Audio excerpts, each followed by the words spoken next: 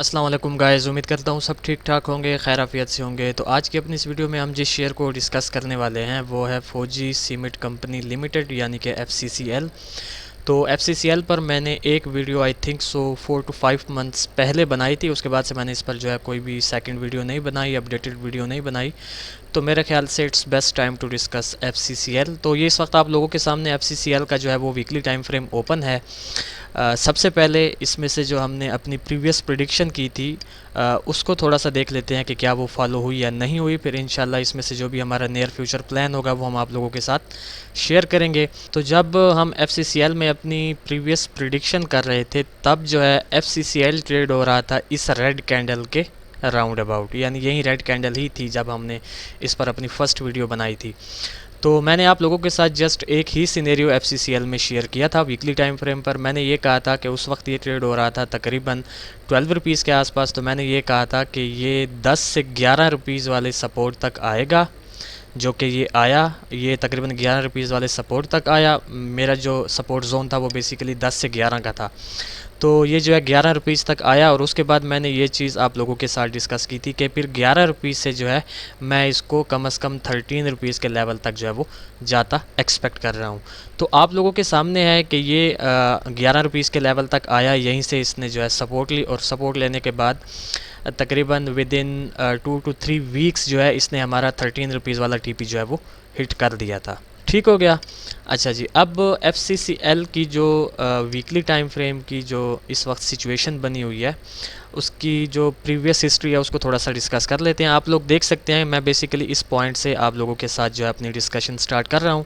अगर आप लोग इस एरिया को देखें तो तकरीबन इस एरिया पर जो है यानी 11 रुपीज़ वाले लेवल पर इसने 2019 और 2020 में यहाँ पर जो है एक ट्रिपल बॉटम टाइप सिचुएशन जो है इसने यहाँ पर क्रिएट की और फिर इसी लेवल से ही इसमें से जो बायर्स की एक्टिविटी हमें नज़र आई वो काफ़ी स्ट्रांग थी और बायर्स इसे ले गए सीधा 24.5 रुपीज़ तक तकरीबन 2021 दूसरे महीने में। तो जैसे ही इसने अपना 24.5 रुपीज़ वाला हाई क्रिएट किया उसके बाद आप देख सकते हैं कि इसमें काफ़ी स्ट्रांग जो है वो सेलर्स ने एंट्री ली और इस वक्त जो इसकी करंट सिचुएशन है सेलर्स ने इसको जहाँ पर आप फेंका है 24.5 रुपीज़ से वो है तकरीबन 12.5 रुपीज़ का लेवल।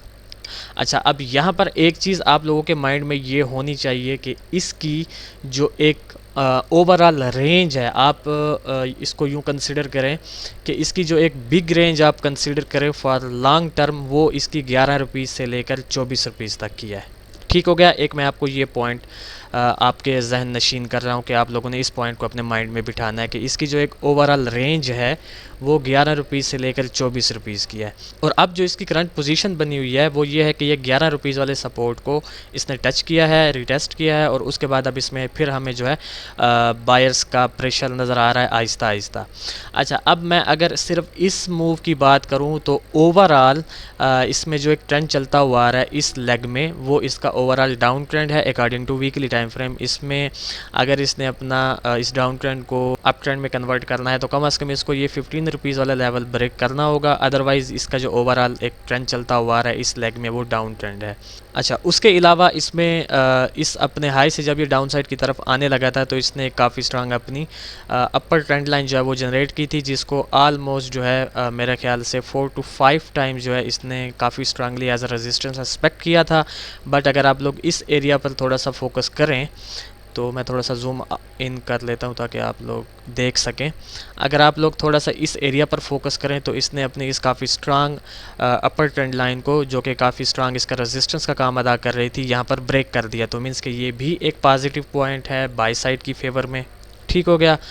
उसके अलावा जो इसमें लेवल्स बन रहे हैं इस वक्त वो मैं आप लोगों के साथ डिस्कस कर लेता हूँ कि इसमें सबसे पहले 15 रुपीज़ का इसका एक शॉर्ट टर्म का काफ़ी स्ट्रांग रेजिस्टेंस जनरेट हो रहा है। इसी तरह इसमें एक 13 रुपीज़ का इसका नियर रेजिस्टेंस जनरेट हो रहा है जिस पर से आलमोस्ट ये 3 टाइम जो है वो रिजेक्शन ले चुका है। और इसी तरह जो इसमें से सबसे मेजर इसका सपोर्ट जनरेट हो रहा है वो ये इसका 11 रुपीज़ वाला लेवल है। तो मीन्स के एक चीज़ तो ये कंफर्म हो गई कि इसकी ये जो काफ़ी स्ट्रांग एक ट्रेंड लाइन आ रही थी प्रीवियस हिस्ट्री से वो अब हमारे किसी काम की नहीं, वो हमने रिमूव कर दी। अब जो मेन स्ट्रक्चर इसका बना हुआ है, जो करंट सिचुएशन इसकी बनी हुई है कि ये इस वक्त एक चैनल में जो है वो ख़ुद को इसने मेंटेन किया हुआ है और उसी चैनल में जो है ये एक शॉर्ट टर्म के लिए इसने अपनी एक अप मूव बनाई हुई है जिसको ये कैरी ऑन कर रहा है, वो इसका ये वाला चैनल है। ठीक हो गया। अब चलते हैं इसके डेली टाइम फ्रेम की जानिब। जी, तो ये इस वक्त आप लोगों के सामने FCCL का डेली टाइम फ्रेम ओपन है। ये हमारा वही चैनल है शॉर्ट टर्म वाला जो अभी हमने वीकली टाइम फ्रेम पर डिस्कस किया, और ये हमारे वही लेवल्स हैं। अच्छा जी, तो अब long story short without time waste किए FCCL में से जो है हम नियर फ्यूचर कैसी मूव एक्सपेक्ट कर सकते हैं। तो अगर आप लोग थोड़ा सा इस एरिया को एनालाइज करें तो लोअर टाइम फ्रेम पर यानी कि डेली टाइम फ्रेम पर इसने यहाँ पर अपना एक बॉटम क्रिएट किया, मींस के डबल बॉटम टाइप सिचुएशन इसने यहाँ पर क्रिएट की, और उसके बाद हमें यहाँ से काफ़ी स्ट्रांग बायर्स की एक्टिविटी को भी देख रहे हैं।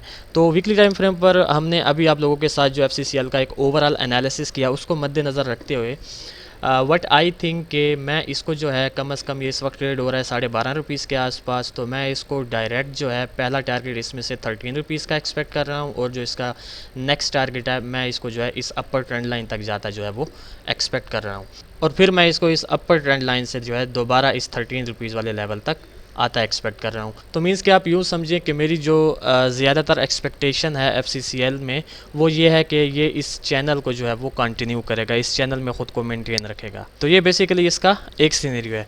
इसी तरह इसमें जो एक सेकंड सीन बनने के चांसेस हैं वो ये है कि अगर ये आपको इस 13 रुपीज़ के लेवल से रिजेक्शन लेता नज़र आता है तो फिर मैं जो है इसको इस 13 रुपीज़ वाले लेवल से दोबारा इस डाउन ट्रेंड लाइन तक एक्सपेक्ट कर रहा हूँ, और फिर इस डाउन ट्रेंड लाइन से मैं इसमें से जो है काफ़ी स्ट्रांग बायर्स की मूव एक्सपेक्ट कर रहा हूँ दोबारा इस अपर ट्रेंड लाइन तक। तो ये दो ही सिनेरियोज़ FCCL के शेयर में मुझे इस वक्त फ़िलहाल की घड़ी बनते नज़र आ रहे हैं। अब मैं जल्दी से इनके ट्रेड प्लान्स आप लोगों के साथ शेयर कर लेता हूं कि अगर आप लोग इस ब्लू एरो वाले सिनेरियो को फॉलो करते हैं या इस रेड एरो वाले सिनेरियो को फॉलो करते हैं, दोनों ही पोजीशंस में आप लोगों ने इसको 12.5 पर बाय करना है। आप लोगों का जो स्टॉप लॉस होगा वो कम से कम इस ट्रेंड लाइन से बिलो होगा, मींस के 12.5 पर अगर आप बाय कर रहे हैं तो तकरीबन 1 या 1.5 रुपीज़ का यानी कि 11 रुपीज़ का आपका स्टॉप लॉस होगा, यानी कि इस एरिया पर आपका स्टॉप लॉस होगा। आपका पहला TP 13 रुपीज़ और जो सेकंड TP होगा वो 13.90 या फिर 14 रुपीज़ आप एक्सपेक्ट कर सकते हैं इसमें से।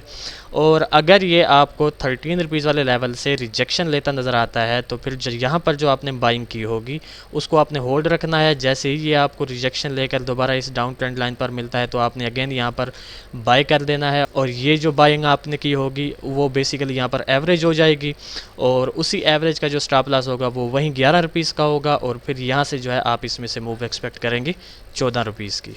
ठीक हो गया। तो ये था बेसिकली एक शार्ट सा अपडेटेड एनालिसिस, और आप इसको एक फॉलोअप भी कंसिडर कर सकते हैं FCCL में। तो देखते हैं कि जिस तरह प्रीवियस हमारे एनालिसिस को FCCL ने फॉलो किया तो क्या इन दो सिनेरियोज़ में से भी नियर फ्यूचर किसी सिनेरियो को फॉलो करता है या नहीं करता। फिर इंशाल्लाह नेक्स्ट वीडियो में आप लोगों के साथ मुलाकात होगी। तब तक के लिए अपना ख्याल रखें, खुश रहें, अल्लाह हाफिज़, अस्सलाम वालेकुम।